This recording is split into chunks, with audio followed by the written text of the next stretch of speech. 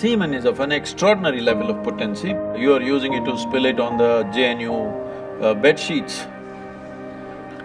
Okay if that's how you're using it, well, that's your compulsion. We have a biology, we cannot put it under the carpet, it's there. Body has its needs, as there is physical hunger, so there is sexuality, but to what extent is your choice. So in the yogic culture, this is called as virya. It is one of the most potent things. Obviously, it has a potency if you know how to explore. Namaskaram, Sadhguru. I want to know that when a student steps into college, all of a sudden he or she gets access to a huge amount of pornographic material which so far was off limits for him or her.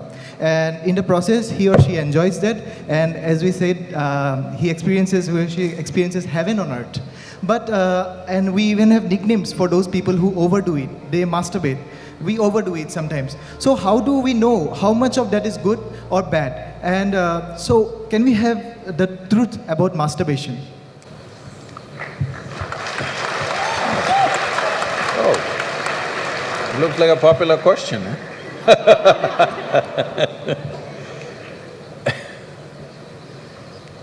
See, we have a biology, we cannot put it under the carpet, it's there. It's best we address it for what it is. But right now the problem in the world is because certain religious institutions in the world took this attitude that the very biology of the human being is wrong, because of this, culture started hiding it under the carpet. Well, in this culture we never had it, but after the British came and left, we became more prudish than the British. But before that, if you look at our temples, all the outside temple art is all pornographic, if that's what you want to call it. But we don't call it pornographic, we are only talking about the various dimensions of human biology. Because we don't see it as wrong, but we see it as the periphery of life. If you stay there only, you will stay on the physical dimension forever, you will not explore anything else. So in the temple, always it's the periphery. You are supposed to look at that and understand it's the periphery of life and try to make an attempt to go deeper, but at the same time not to be in denial of it. Not to glorify it or not to be in denial of it is the most important thing. But in your college, watching these things on the whatever, your internet or whatever, people tell me that… somebody told me, I don't know if these percentages are correct. When I was asking, what is the content? I was trying to understand the internet and its content, what is the real content on the internet? They're telling me, you should know, they're telling me 70% of the content on the internet is pornography. Is it so? Is it so? You must be the expert.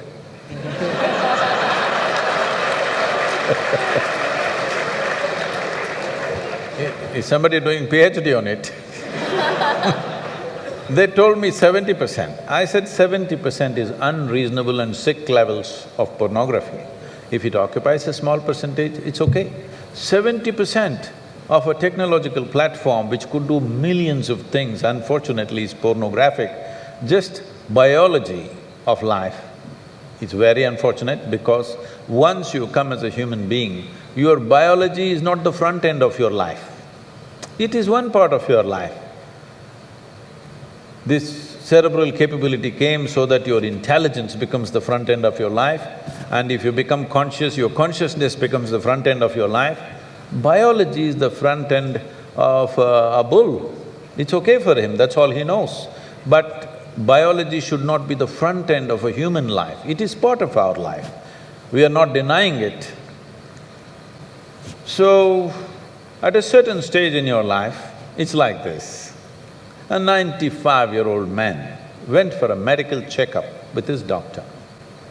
The doctor did a thorough checkup and said, "Hey, old boy, you're doing great for 95, no problem with you."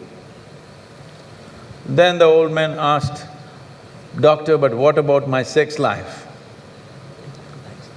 Then the doctor looked at him and asked, thinking about it or talking about it?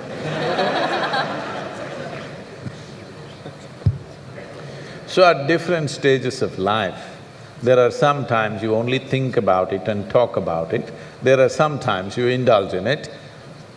These are passing phases of life. How much of it is needed for you, you are the best judge. But at the same time, you came here not to explore your biology. At least you should have gone to MSc in biology. You shouldn't be wasting your time in a technological institute exploring biology. Does it mean to say you don't have biology, you don't have biological needs? You have, it's fine, but it must be on the periphery. It should not become the core of your life because it will reduce you in the sense. A creature which was purely biological evolved into a place which has an intelligence of its own beyond its biology. See, animal intelligence works for its biology alone. How to get its food, how to get its mate, this is all its entire life is. If human intelligence also functions like that, you are bellying the evolutionary process. You are seeing how to go back, take the evolutionary process backward, not necessary.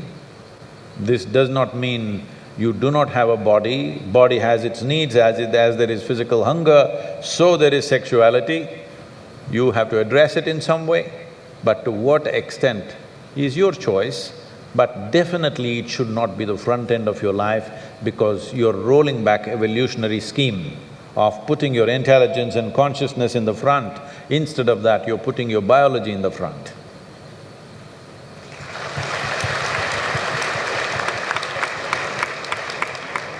How important is a man's semen for physical, mental and spiritual well-being?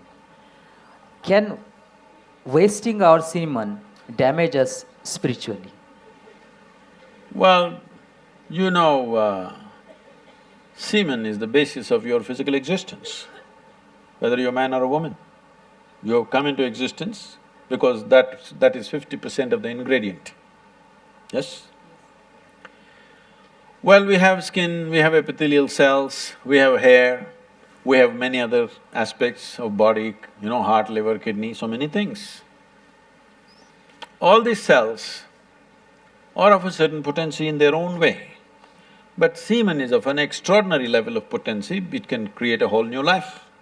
Well, today you can take an epithelial cell and do a lot of things in a laboratory and maybe we can clone you, all right?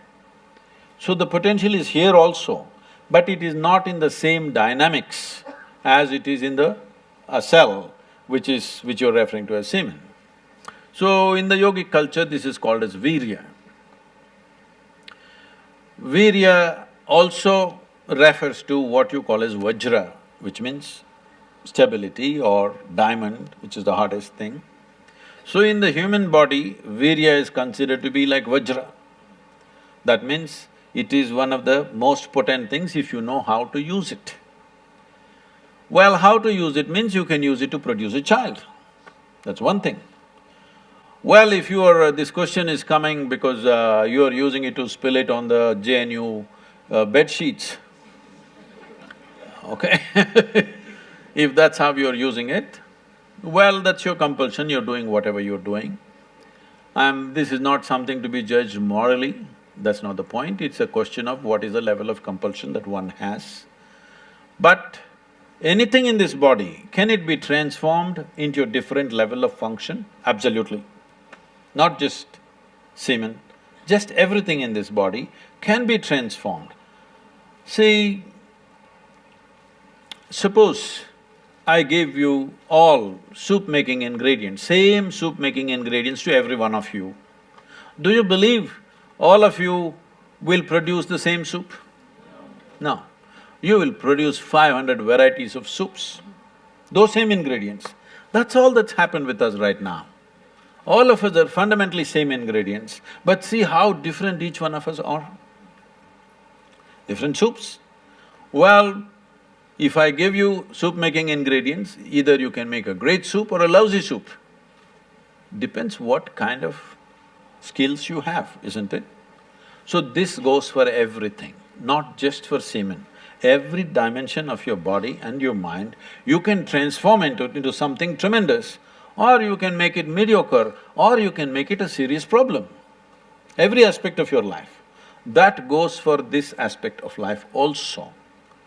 This same energy, see, people are making it literal translations, but if you want to produce a certain, let's say, epithelial cells, how much energy the body spends on it? And if you want to produce a cell which you call a semen, how much energy body spends is very different. This can be scientifically established. So, when you're investing so much energy in that, obviously it has a potency if you know how to explore. But are you competent to explore? Are you capable of exploring? Do you have the necessary sadhana and guidance to do that? That's a big question mark.